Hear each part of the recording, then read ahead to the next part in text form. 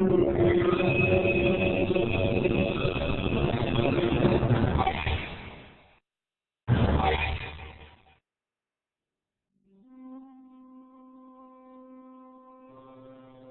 le vase d'Uruk, l'un des chefs-d'œuvre les plus célèbres de Mésopotamie. Il a été découvert à Uruk dans les années 30 par les archéologues allemands responsables des fouilles de la cité.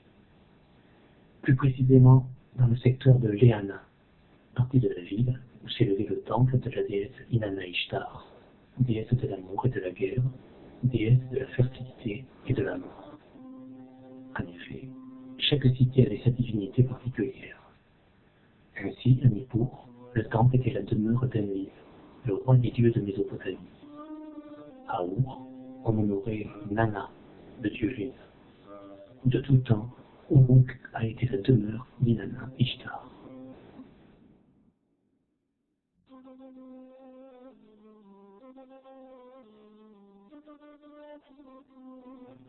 Ce vase est très ancien. Il date de la fin du 4e millénaire ou du début du 3e millénaire. La datation proposée se situe entre 3200 et 2900 avant Jésus-Christ. C'est un vase en pierre, en albâtre plus exactement, de couleur jaunâtre. L'albâtre est une roche tendre qui appartient à la famille d'Égypte. C'est donc une roche assez facile à sculpter. Les civilisations anciennes s'en servaient surtout pour fabriquer de petits vases à parfum ou bien des sculptures.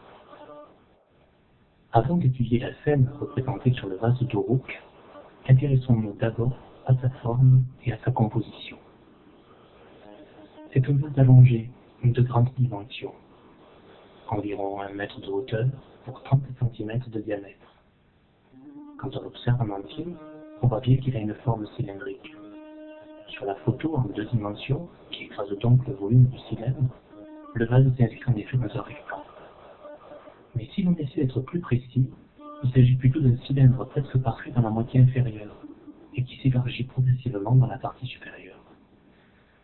Cela donne au vase une courbe élégante, et cela évite un aspect trop géométrique, trop statique et trop monotone à la forme du vase.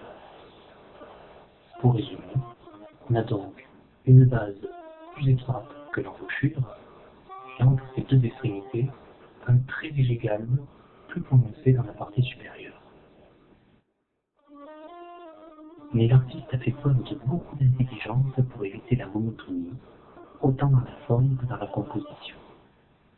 D'abord, on constate que le décor du vase est divisé en bandes superposées. On distingue 3 bandes sculptées de figures en bas-relief, disposées symétriquement. Les bandes du haut et du bas ont la même hauteur, légèrement plus importante que celle du milieu.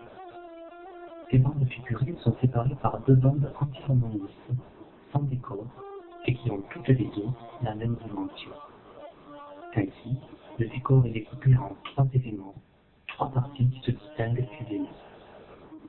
Mais là où le génie créatif de l'artisan pour donner de la vie au décor de son vase est spectaculaire, c'est dans l'introduction du mouvement qui relie les 3 bandes sculptées.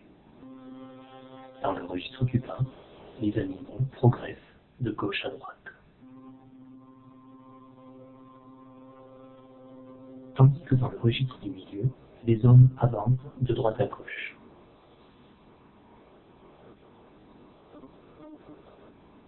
C'est moins évident pour le registre supérieur quand on observe le vase sous cet angle, mais la lecture se fait comme en bas, de gauche à droite.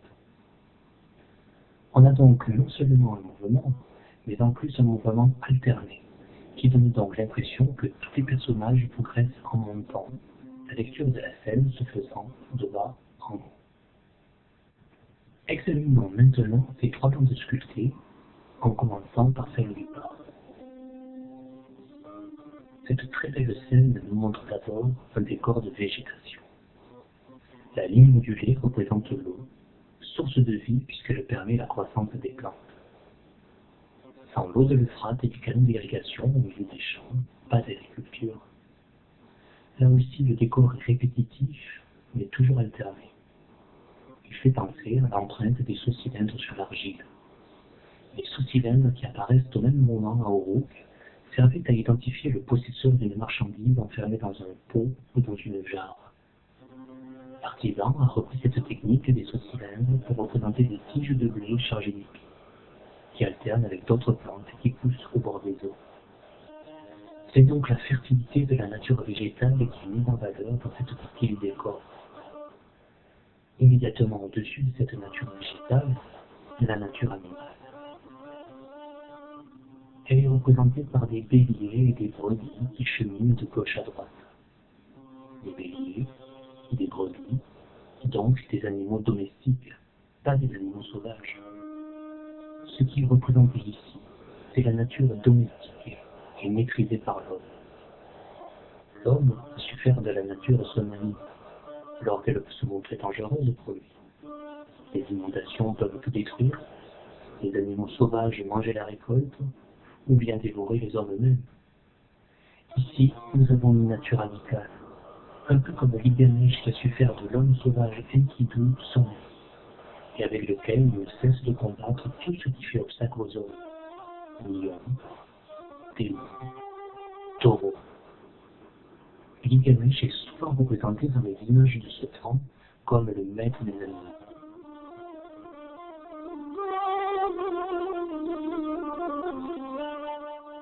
Le pouvoir des hommes sur la nature, c'est bien le thème de la bande du milieu. On y voit des hommes entièrement nus comme l'on est en sortant du ventre de sa mère à la naissance. Tous portent dans leurs mains des pots, des jarres, des corbeilles remplies de bienfaits de la nature. Fruits, légumes, pain, viande, bière, des produits en abondance. Des hussards de d'autres hommes nus chargés de présents. Ils viennent les déposer dans la bande du Mont, où les vases, dont certaines formes d'animaux, débordent des richesses offertes par la nature. Car ce que nous offre la nature, il faut le rendre. Mais il faut le rendre à qui, au juste? Il faut en faire cadeau à la déesse Inanna Ishtar, en montant dans son temple tout en haut de la ziggourate. Car pour les habitants de Mésopotamie, c'est elle qui a offert sa fertilité aux hommes. C'est la déesse mère, celle qui donne la vie, et c'est pour cela que les hommes se présentent devant elle nus comme des bébés.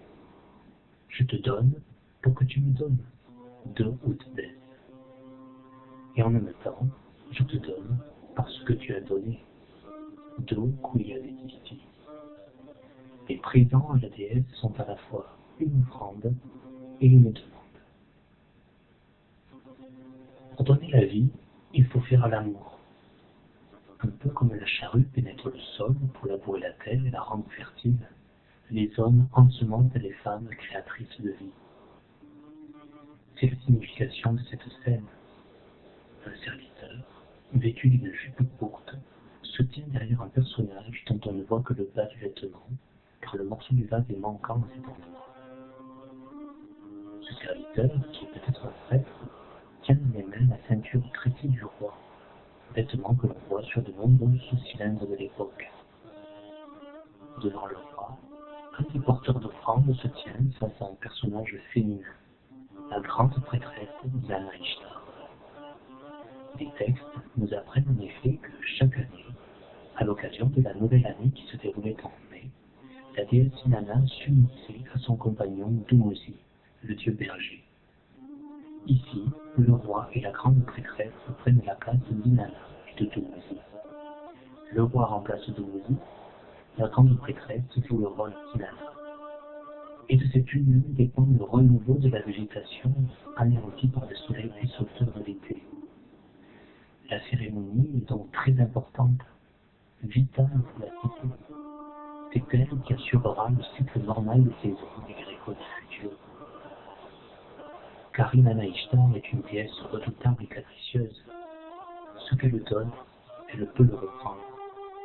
Si on ne lui fait pas plaisir et si on ne l'honore pas, la sécheresse peut s'abattre sur le pays de Sumer, ou au contraire, de violentes inondations emporter tout sur leur passage et noyer les hommes. C'est ce que raconte le récit du déluge dans l'épopée de Gilgamesh. Amour, mort et renaissance sont donc liés dans la personne d'Inanna Ishtar, qui s'inscrit dans la très ancienne tradition des déesses mères. C'est donc cette fête de la fertilité cité que représente le vase d'Uruk. Une fête qui mobilisait sans doute toute la population de la cité autour du temple, où se déroule la cérémonie du mariage sacré entre le roi et la prêtresse. Les savants l'appellent Hierogamy, ce mariage sacré.